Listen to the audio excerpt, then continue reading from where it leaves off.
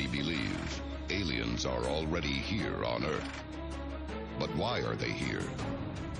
To travel across the galaxy, their technology must be light years ahead of our own. The same goes for their weapons.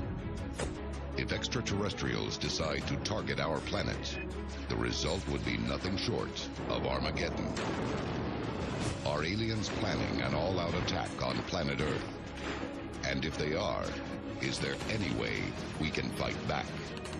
There's an old saying in the military, train hard, fight easy. It is prudent, however unlikely you think a scenario is, to prepare for it, to plan for it, and to train for it.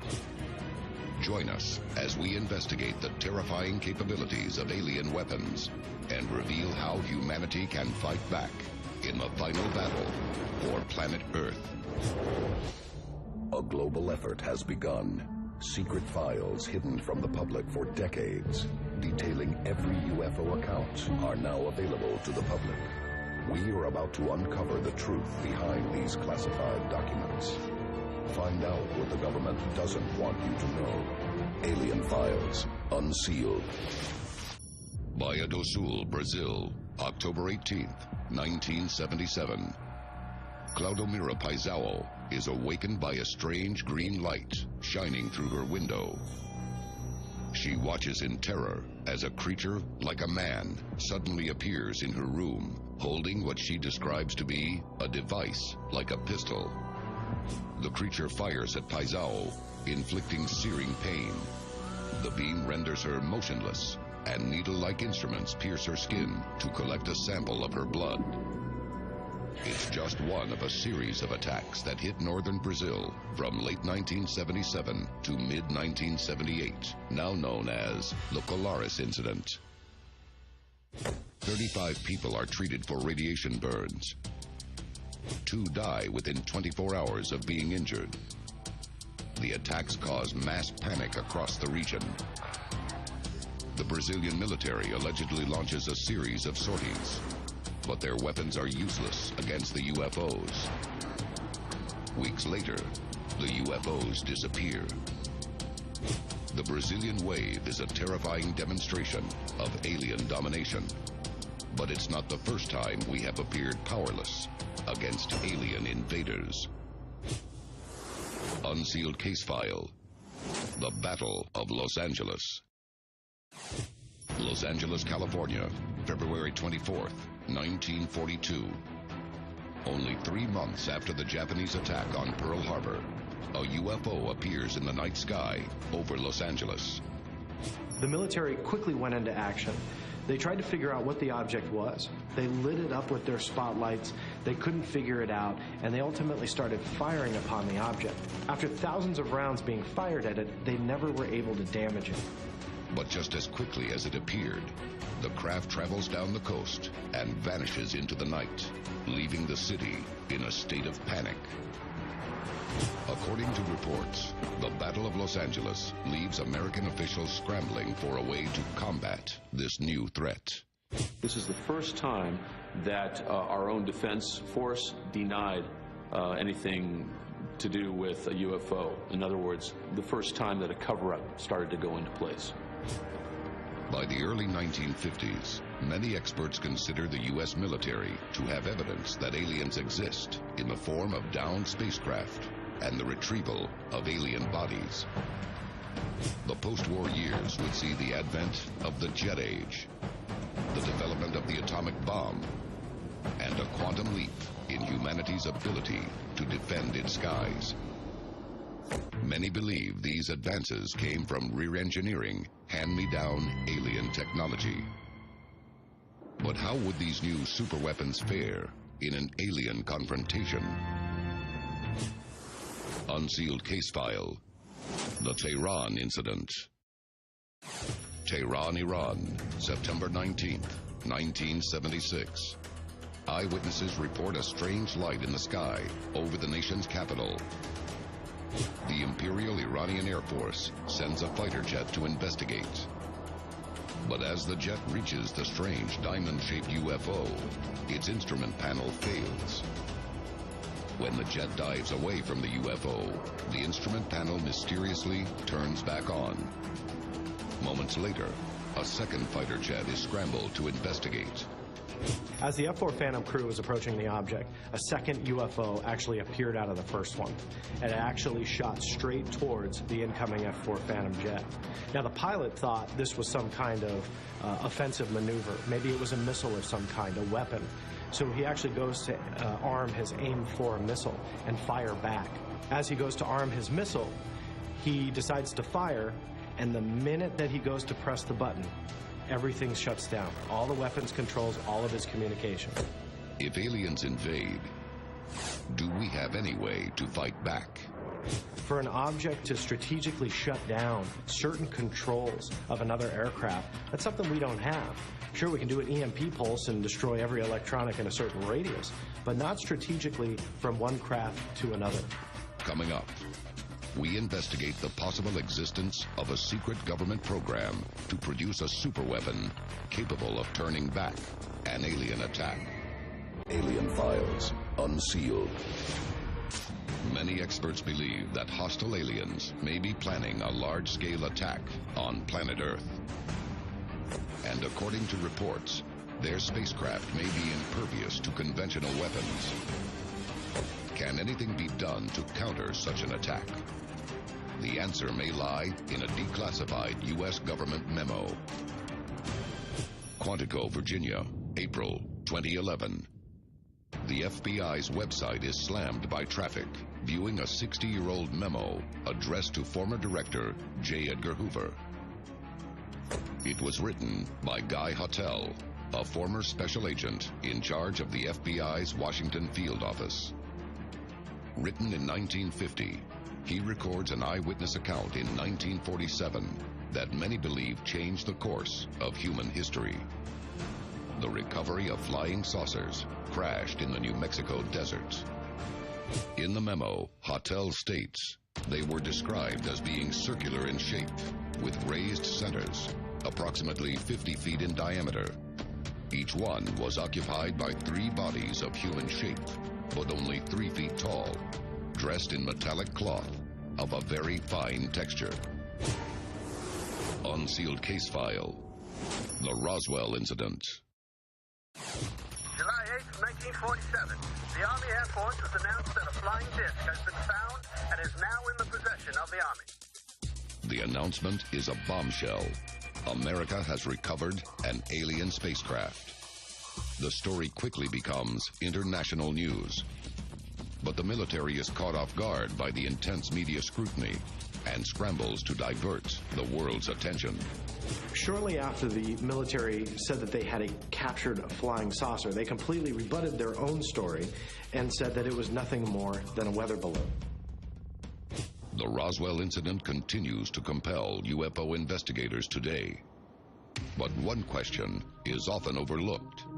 What caused the reported crash in the first place? The answer may lie in the Hotel memo and hold the key to our survival. The Guy Hotel memo states the saucers were found in New Mexico due to the fact that the government has a very high-powered radar set up in that area, and it is believed the radar interferes with the controlling mechanism of the saucers. Can it be possible? Could radar actually bring down a UFO? Radar works by painting an object with a wave, then the wave bounces back, and that's how you know what the shape is, where it's going, how high it is. Radar uses radio waves and electromagnetic fields to pinpoint an aircraft's position in the sky. It's standard technology today, but in the 1940s, radar was in its infancy. There were multiple reports of the microwaves and other electromagnetic fields from faulty towers, injuring operators and dangerously disrupting the flight controls of aircraft. Many experts now believe the Roswell crash may have been caused by a malfunctioning electromagnetic field from beyond the fence, top-secret Air Force radar. In the decades that followed, some are convinced that top-secret government research and development programs have been underway to produce electromagnetic pulse, or EMP weaponry, to combat an alien invasion. But even if we are capable of downing a UFO with high-tech weapons, there's no guarantee there won't be survivors ready to fight to the death. What new dangers might they pose? And do we have the means to fight back? Coming up, we investigate the terrifying possibility of mortal combat with creatures from another world. Alien Files, Unsealed. Aliens may be preparing to invade planet Earth. According to some experts, we may have developed top-secret weapons to blast their warships from the sky. But if they manage to land troops, could planet Earth withstand an assault by an alien fighting force? Varginha, Brazil, January 20th, 1996. 3 women witness a small figure stumbling through the streets in the early morning hours. But on closer inspection, it doesn't look human. The women run away, terrified, but not before getting a good look at the creature. They describe it as 5 feet tall, with brown skin, a large head, and red eyes. 2 days later, a similar creature is discovered dead in the streets and is quickly retrieved by Brazilian security forces. Over the next 3 weeks, they allegedly capture 7 more of the otherworldly creatures. The security officer allegedly came across one of these beings, and it was injured. So they took this being allegedly to a hospital, and it died there. The incidents receive international coverage. Experts speculate that a UFO had crashed nearby, and the fugitive aliens were surviving members of the crew. But in 2013, Brazilian ufologist A.J. Gavard spoke about the incident at the Citizen Hearing on Disclosure in Washington, D.C., leading experts to speculate that perhaps the creatures are not what they seem. An alien spacecraft crashed, and at least 2 creatures were captured and offered no resistance to its capture. But they died right after they were captured. They died, and nobody could explain how were their morphology, how they functioned. The Varginha incident raises many questions about our knowledge of alien beings and how they are vulnerable. Did they die from complications of a UFO crash? Or did they die from being unable to breathe our atmosphere? Are aliens as difficult to destroy as their UFOs? And do they have a weakness we can exploit in the event of a mass invasion of planet Earth? Unsealed Case File. The Stringfield Files. Leonard Stringfield was one of the 20th century's foremost experts on extraterrestrial phenomena. In the late 1960s, Stringfield was selected to serve as the early warning coordinator for the Condon Committee, a comprehensive study of UFO activity in American skies organized by the United States Air Force. But behind the scenes, Stringfield was conducting his own exhaustive investigation. He compiled dozens of interviews and written accounts from physicians and forensic examiners, producing the most comprehensive study of alien physiology ever produced. One file in particular stands out: UFO Crash Retrieval Syndrome, Status Report 2. In it, Stringfield reports the findings of an anonymous surgeon who claimed to have conducted an autopsy on an extraterrestrial in the early 1950s. His account provides one of the most detailed descriptions of an alien being on record. He recalls the specimen measuring just over 4 feet in height, with an oversized head. Its face is humanoid, but lacks eyelids and earlobes, and its mouth is little more than a slit. Further examination reveals the creature has no sex organs. The most shocking surprise comes when the doctor examines the alien's brain. The most important thing was the huge brain, a four-lobed brain that could communicate directly with the craft that it was navigating. But its unique four-lobe structure and absence of key human-like physiological attributes lead some experts to consider extraterrestrials may lack the most fundamental of all human traits: empathy. How do you fight an army of creatures that may have no fear of death? Does humanity stand any chance in the event of an alien invasion? There should be a contingency plan for alien contact and for alien invasion. Top secret reports indicate that alien spaceships may be vulnerable to electromagnetic pulses. But once downed, how could we fight them on the ground? According to one remarkable account, humanity may yet have a chance when it comes to hand-to-hand combat. August 1979. Phil Schneider is an Army engineer working with a unit assigned to construct a series of tunnels to the southwest of the Archuleta Mesa in New Mexico. I was lowered down the basket of one of these holes. At the bottom, he is shocked to see a 7-foot alien, and beyond it, many more conducting operations in an underground base. A firefight erupts. When the dust settles, the cavern is littered with alien and human dead. All I remember is that he just kind of waved his hand in front of his chest, and the next thing I know, this blue beam hit me and just literally opened me up like a fish and burnt my fingers right off of me. And it was some form of electrical force, because the kind of like being hit by a lightning bolt burned all my toenails off of me. Schneider is one of the lucky ones and survives the firefight. But in one of the most compelling revelations of a close encounter, he reveals a possible alien Achilles heel. Yes, they're mortal and they do die. Could this be the secret that allows the world's military to successfully defend the Earth against an alien invasion? Less than a year after he goes public with his story, Phil Schneider is found dead in his apartment.